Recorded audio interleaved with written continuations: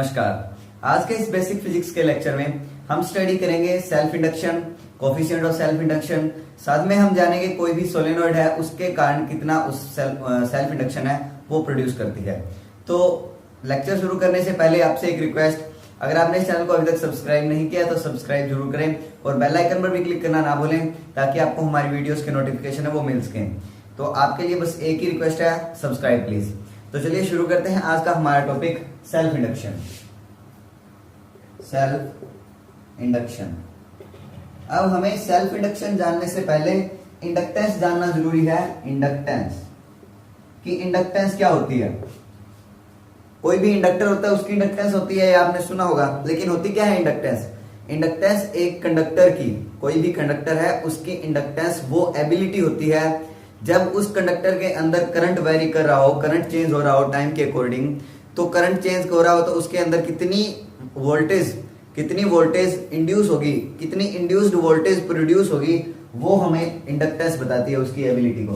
हम इंडक्टेंस को सिंपली ऐसे डिफाइन कर सकते हैं, it is defined as ability of a conductor to produce induced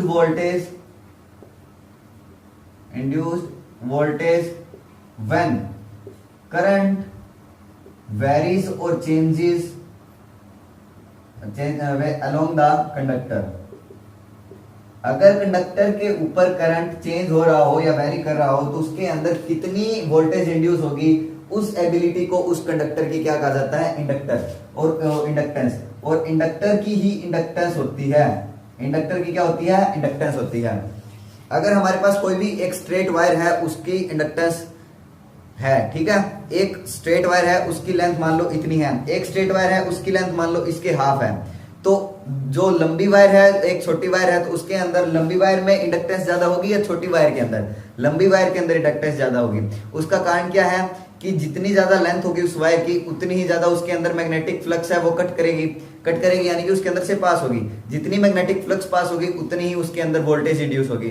अब वोल्टेज इंड्यूस उसके ऊपर मैग्नेटिक फ्लक्स पर डिपेंड कर रही है, यानी कि उसकी लेंथ पर डिपेंड कर रही है। जितनी ज्यादा लेंथ उतनी मैग्नेटिक फ्लक्स कट, और जितनी मैग्नेटिक फ्लक्स कट उतनी ही क्या है, उसकी इंडक्टेंस है।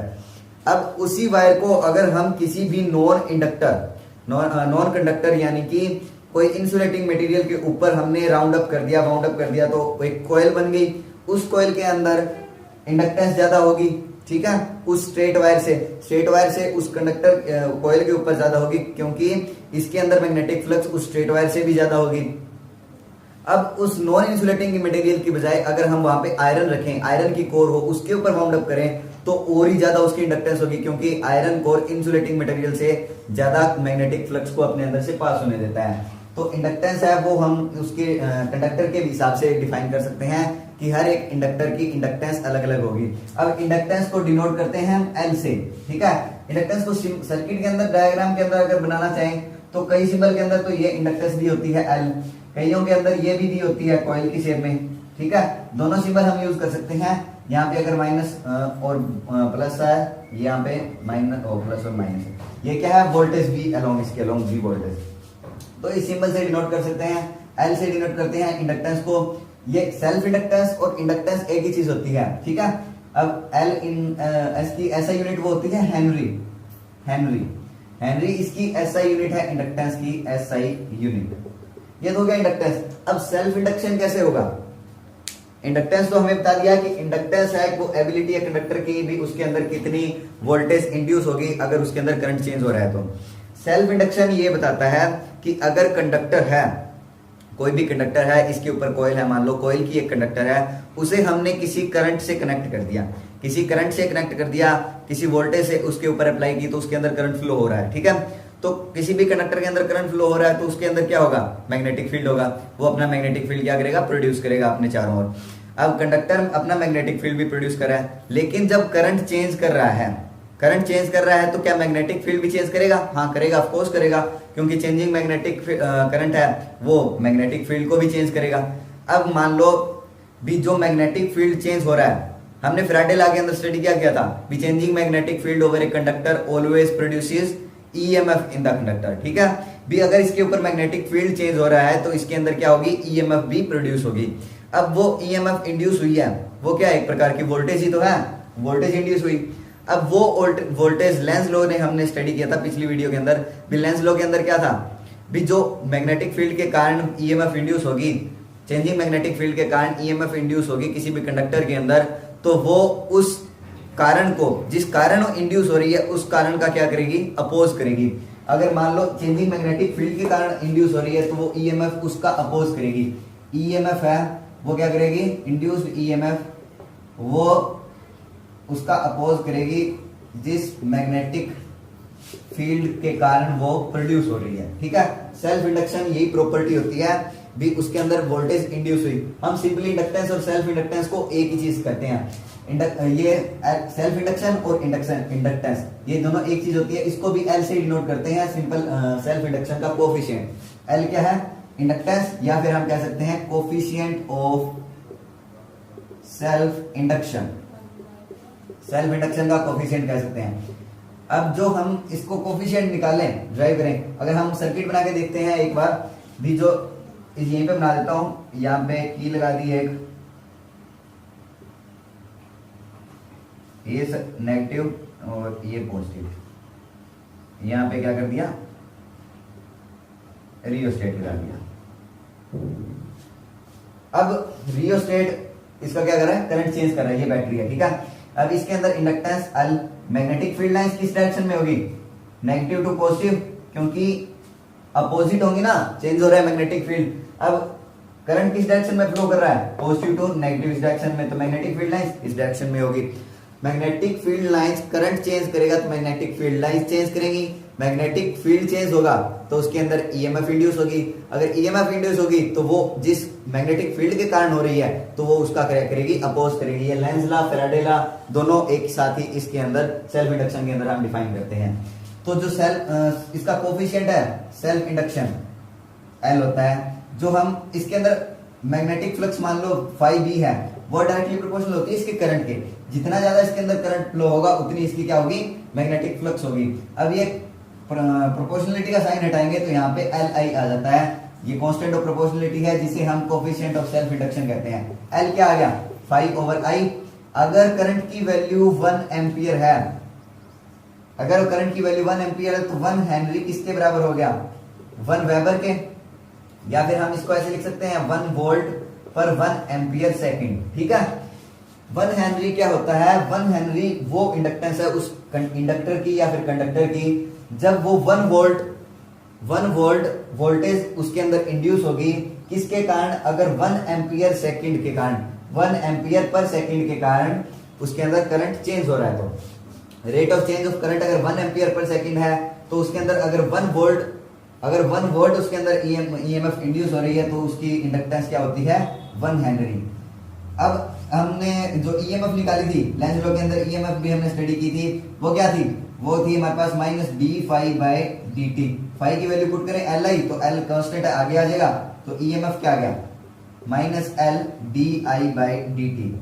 अगर d I by d t again 1 put करें तो ईएमएफ क्या आ गया, आई के इक्वल माइनस एल के इक्वल, माइनस एल के इक्वल।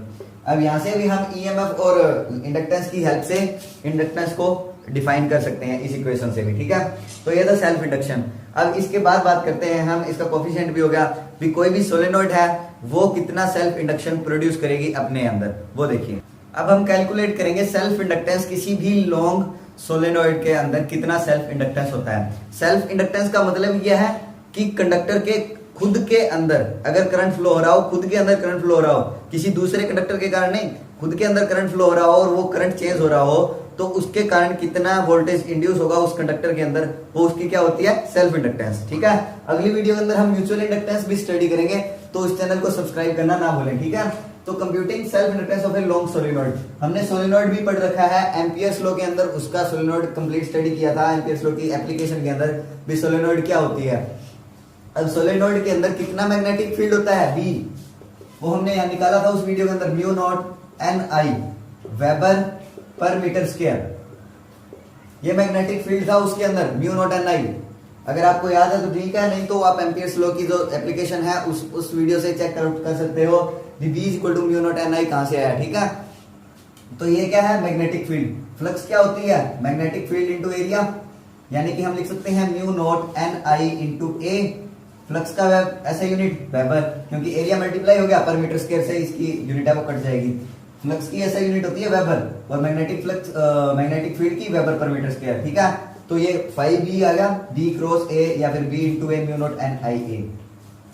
अब जो n है, अब ये तो है एक सिंगल लूप के लिए, n क्या है, number of loops per unit length l, ठीक है।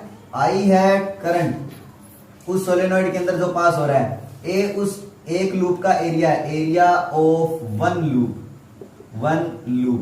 म्यू नॉट क्या होती है, म्यू नॉट होती है मैग्नेटिक परमेबिलिटी। म्यू नॉट की वैल्यू है 4 पाई इंटू 10⁻⁷, ठीक है। ये mu naught N I A. अगर हमारे पास total number n number of turns है, n total number of turns in solenoid में total capital n number of turns हैं, तो वो किसके इक्वल होंगे, एन एल के इक्वल होंगे। क्यों होंगे, क्योंकि ये पर यूनिट लेंथ है, टोटल लेंथ उसकी एल है, तो एन इंटू एल, उसके अंदर टोटल नंबर ऑफ टर्न्स हो गए एन। तो अगर ये तो था एक लूप के लिए उतना मैग्नेटिक फ्लक्स, अगर total N number of turns हो तो उसके लिए कितना होगा, B cross A into N, B into A into N, यानी कि इसके अंदर एन मल्टीप्लाई करेंगे mu naught N I A into N. N की वैल्यू एन एल पुट कर दे सिंपल, गुणा में एन एल, तो एन से एन इसका हो गया स्क्वायर, ये हो गया mu naught N square I A L. ये आ गया मैग्नेटिक फ्लक्स। हमने मैग्नेटिक फ्लक्स क्या निकाला था, L I, coefficient of magnetic flux के अंदर, तो ये किसके इक्वल है, mu naught N square I A L. I से I cancel, L is equal to mu naught N square A L. ये आ गया मैग्नेटिक फ्लक्स का सेल्फ इंडक्टेंस आ गया, self inductance of a solenoid whose length is L, one area of area of cross section one loop का है, N उसके अंदर number of turns per unit length है, म्यू नॉट मैग्नेटिक कांस्टेंट है जिसकी value है 4 पाई इंटू 10⁻⁷। मैग्नेटिक कांस्टेंट या फिर मैग्नेटिक परमेबिलिटी भी कहते हैं म्यू नॉट को। तो एल की वैल्यू ये आ गई। अब इसके अंदर अगर हम एन और एल की वैल्यू यहां से निकालें, इसके अंदर इस कैपिटल एन की फॉर्म में, तो इसके अंदर भी पुट कर सकते हैं हम दोबारा, ठीक है। अगर total number of N number of turns given हो, अगर लेंथ और ये ना गिवन हो, तो इसके अंदर वैल्यू पुट करके हम एक फॉर्मूला यहां से और ड्राइव कर सकते हैं। तो ये था computing self inductance of a long solenoid. तो आज की वीडियो में हमने इंडक्टेंस भी जान लिया, इंडक्टेंस क्या होता है, सेल्फ इंडक्टेंस भी जान ली, और किसी भी सोलेनॉइड के कारण कितना सेल्फ इंडक्टेंस प्रोड्यूस होता है, क्योंकि इसके बेस के ऊपर न्यूमेरिकल भी आ सकते हैं। कई बार भी सेल्फ इंडक्टेंस निकालो, अगर सिंपल, अगर आपको ये नहीं पता भी सेल्फ इंडक्टेंस होती क्या है किसी भी कंडक्टर की, तो आप कैसे निकालोगे, ठीक है। तो सोलेनॉइड के कारण ये फॉर्मूला आप सिंपल, अगर आपको आता है भी ये आया कहां से, तो ये आप इस वीडियो में जान के, ठीक है। ये हमने आज स्टडी कर लिया। तो सेल्फ इंडक्टेंस निकालना सीख लिया, इंडक्टेंस निकालना और इंडक्टेंस क्या है ये भी जान लिया, और सोलेनॉइड के कारण कितना है सेल्फ इंडक्टेंस है वो भी हमने जान लिया। वीडियो जैसी भी लगे कमेंट करके जरूर बताएं, ठीक है। और आने वाली जो बेसिक फिजिक्स वीडियोस हैं उसके लिए इस चैनल को सब्सक्राइब करना ना भूलें। आपसे एक रिक्वेस्ट, प्लीज सब्सक्राइब प्लीज, ठीक है। और बेल आइकन पर भी क्लिक करना ना भूलें ताकि आपको हमारी वीडियोस के नोटिफिकेशन है वो रेगुलर मिलते रहें। तो थैंक्स फॉर वॉचिंग।